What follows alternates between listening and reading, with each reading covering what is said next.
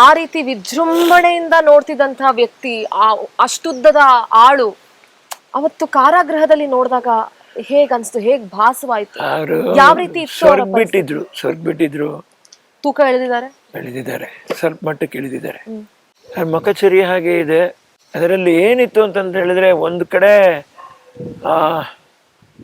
ಯಾರು ಇಲ್ಲದೆ ಇದ್ದಾಗ ಒಂದ್ಸರಿ ಯೋಚನೆ ಮಾಡೋಣ, ನಾವು ನೋಡಿ ವಾಪಸ್ ಹೋದ್ಮೇಲೆ ಹೇಗಿರ್ಬೋದು ಅವ್ರ ಪರಿಸ್ಥಿತಿ ಅಂತ ಯೋಚನೆ ಮಾಡಿದಾಗ 4 ಗೋಡೆ ಮಧ್ಯೆ ಅದೇನೋ ಟಿ ವಿ ಹಾಕಿರ್ತಾರಂತೆ ಅಷ್ಟೇ.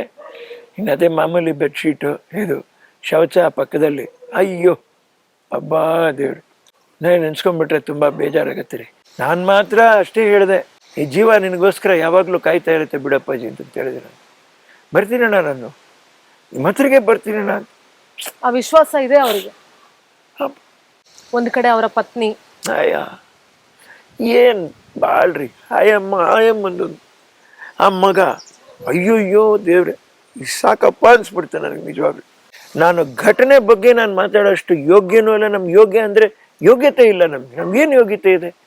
ಹೇಗೆ ಏನನ್ನು ನೋಡಿದ್ದೀವಿ ನಾವು ಅಂತ ನಾವು ಮಾತಾಡೋಕ್ಕೆ ಸಾಧ್ಯ?